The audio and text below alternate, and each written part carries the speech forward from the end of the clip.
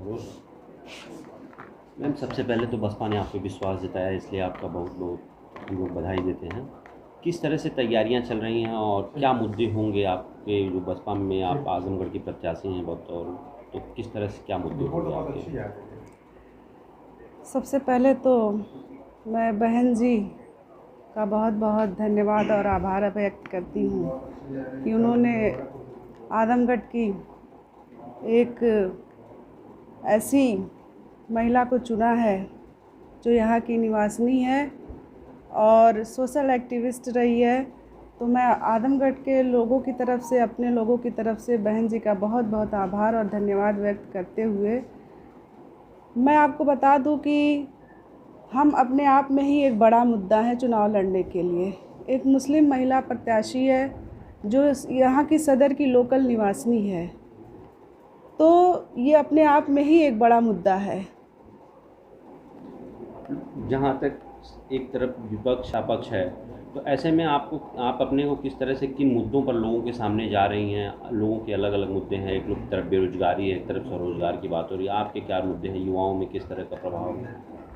देखिए, हम आपको बता दें कि आजमगढ़ की जनता जो है पढ़ी लिखी जनता है, क्रांतिकारिक धरती है, ऐतिहासिक लोग हैं।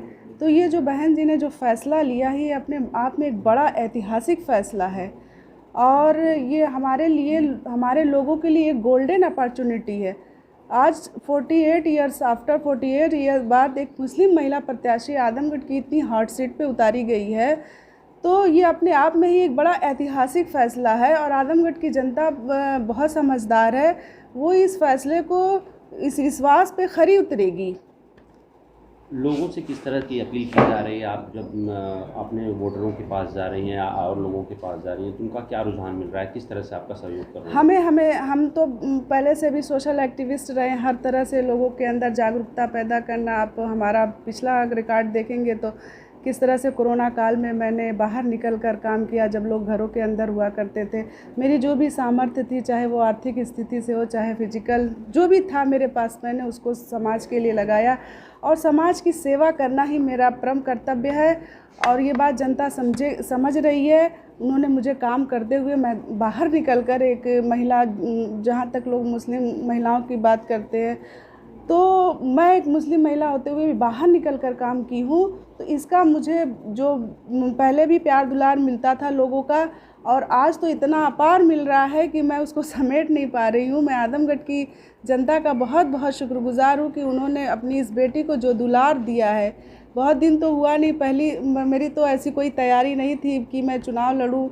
मैं कांग्रेस में थी और मैं विधानसभा की तैयारी कर रही थी, लेकिन मैं वंचित रह गई। ये मुझे अवसर नहीं मिल पाया।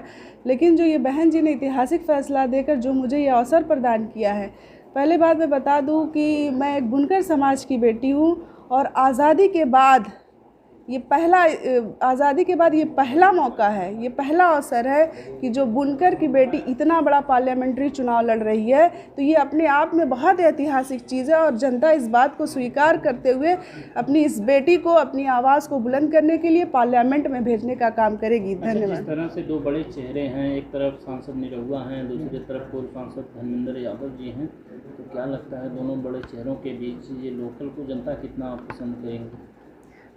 देखिए, चैलेंजेस हर दौर में होते हैं। चैलेंजेस से हमें कोई घबराहट नहीं है। हम अपने आप में एक बहुत बड़ा चेहरा है।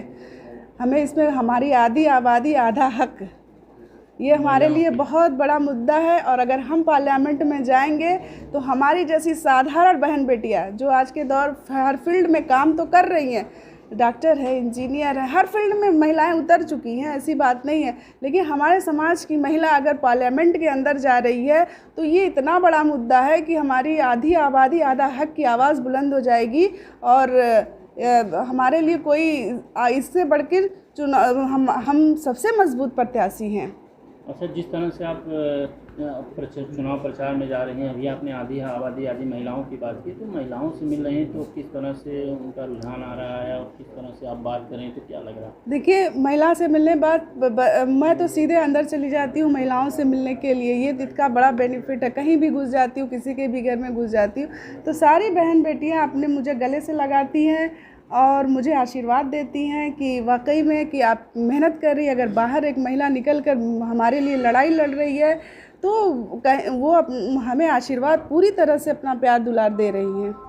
बेरोजगारी महंगाई की बात विपक्ष हमेशा उठा रहा है, आपको क्या लगता है इन मुद्दों पर भी वोट पड़ना चाहिए या ये मुद्दे होंगे चुनाव में? बिल्कुल, बेरोजगारी तो एक बड़ी समस्या है, ये तो है ही है। तो हमारा जो मानना है, ये जो आजमगढ़ की बहन जी ने ये फ़ैसला लेकर अपने आप में एक नया निराला फ़ैसला, ये अनोखा फ़ैसला है। इससे महिलाओं की सशक्तिकरण की जो लोग बात करते थे, महिलाओं के हक की बात करते थे, तो ये अपने आप में ही एक हक मिला है। अच्छा, जिस तरह से आजमगढ़ की अगर सदर विधानसभा सीट की बात की जाए तो ये हॉट सीट मानी जाती है और यहाँ पे एमवाई फैक्टर बहुत हावी रहता है। तो इसको लेके आप किस तरह से देख रहे हैं? एमवाई फैक्टर इस बार धर्मेंद्र जी कह रहे हैं कि हमारे साथ है, क्योंकि गुड्डू जमाली जी इतने बड़े नेता थे, हमारे साथ आ गए हैं, इसलिए। देखिए, एमवाई फैक्टर इनका, अब आप एमवाई फैक्टर से क्या समझ रहे हैं, आप हमें बताएं।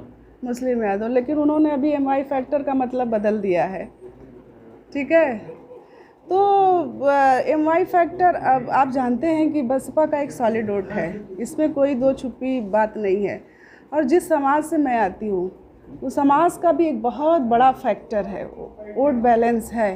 तो कहीं ना कहीं आप हमारा एमवाई समीकरण से ज़्यादा हम मजबूत हैं। माइनॉरिटी के लोग आपके साथ पूरी तरह से हैं? बिल्कुल है, हर समाज के लोग हमारे साथ रहेंगे। हम अपना एक वोट बैंक होता है, जो आप समाज जिस समाज से होते हैं, ये बिल्कुल बिल्कुल हमें बहुत फ़ायदा मिलने वाला है। धन्यवाद।